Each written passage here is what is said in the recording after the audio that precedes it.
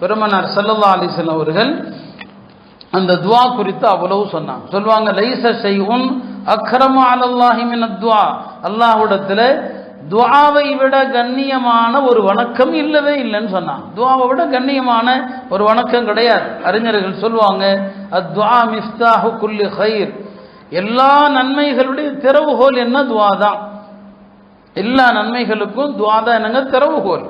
எனவே இந்த துஆவுடைய ரகசியத்தை நாம புரிந்து கொள்ளணும். நாம துஆனா ஏற்கப்படணும்னு நினைக்கிறோம். ஆனா நல்லோர்கள் அப்படி சொல்லவே மாட்டாங்க. அவங்க என்ன சொல்லுவாங்க? ஹஜ்ரத் உமர் சொன்னாங்க, என்னுடைய கவலை நான் அல்லாஹ்விடம் துஆ கேட்கிற வாய்ப்பு கிடைக்க வேண்டும் என்பது பற்றித்தானே தவிர என் துஆ கபூலாக வேண்டும் என்பது பற்றி அல்ல. பாருங்க, ரப்பு எஜமான், நாம அடிமைகள். எஜமான் நம்முடைய கோரிக்கை ஏற்கலாம், ஏற்காமல் இருக்கலாம். அவனிடம் கேட்பது நமக்கு பெருமை, அவ்வளவுதான். கேட்கிறது பெருமை. இந்த கேட்கிற வாய்ப்பு இல்லாமல் போய்விடக்கூடாது. இதைத்தான் இன்னொரு அறிஞர் சொன்னாங்க, என் கவலை எல்லாம் என் துஆ ஏற்கப்படுகிறதா என்பதை பற்றி இல்லை, நான் அல்லாஹ்விடம் துஆ கேட்கிற வாய்ப்பு இல்லாமல் போய்விடுமோமோ என்பதை பற்றி தான்.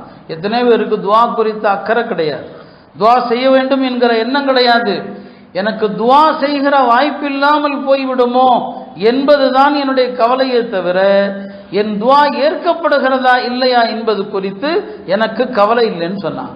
அருமையானவர்கள், இந்த பக்குவ நிலைக்கு வரணும். துஆ செய்கிற போது இந்த ஏற்கப்படுதல் அப்படிங்கிற விஷயத்தை வரக்கூடாது.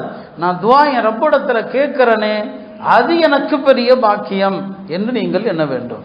அல்லாஹ் துஆவுடைய விஷயங்கள்ல நாம கேட்கிற விஷயங்கள் நடக்காமல் இருக்கிற விஷயத்துல நிறைய ரகசியங்கள் இருக்கிறது.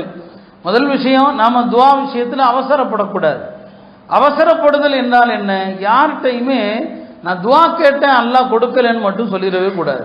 இந்த வார்த்தை வரவே கூடாது துஆவுடைய விஷயத்தில். ஆனா அதே நேரத்தில் அல்லாஹ்ட்ட சீக்கிரம் கொடுன்னு கேட்கலாம், சீக்கிரம் நிறைவேற வேண்டும் என்று ஆசைப்படலாம், அதெல்லாம் தவறில்லை. ஆனா யார்கிட்டையுமே என்ன துஆ செஞ்சு என்ன கிடைச்சது? நம்மில் பலரும் அதை ரொம்ப சர்வசாதாரணமாக இந்த வார்த்தையை சொல்றோம் இல்லையா? ஹதீஸ்ல பெருமானார் ஸல்லல்லாஹு அலைஹி வஸல்லம் அவர்கள் இதைத்தான் தடுத்தாங்க. தஅவுது ஃபலம் யுஸ்தஜப லீ, நான் கேட்டேன் அல்லாஹ் தரலேன்னு மட்டும் சொல்லாதீங்க. இந்த வார்த்தையை சொல்லவே கூடாது. அல்லாஹ்ட்ட அல்லாஹ் சீக்கிரம் கொடுன்னு கேட்கலாம். நபி ஸல்லல்லாஹு அலைஹி வஸல்லம் அவங்களே கூட அல்லாஹ்ட்ட மலையை கேட்கும்போது, அல்லாஹ் மலையை சீக்கிரம் கொடு, ஆஜிலன் கைர ஆஜிலின், தாமதம் இல்லாம சீக்கிரம் கொடு அப்படின்னு கேட்பாங்க. எனவே சீக்கிரம் கொடுன்னு கேட்கலாம், கேட்டது கிடைக்க வேண்டும் என்று ஆசைப்படலாம். ஆனா யார்கிட்டையும் அல்லாஹ் தரலேன்னு மட்டும் சொல்லிடக்கூடாது. இந்த வார்த்தை நம்மிடமிருந்து ஒருபோதும் வரக்கூடாது.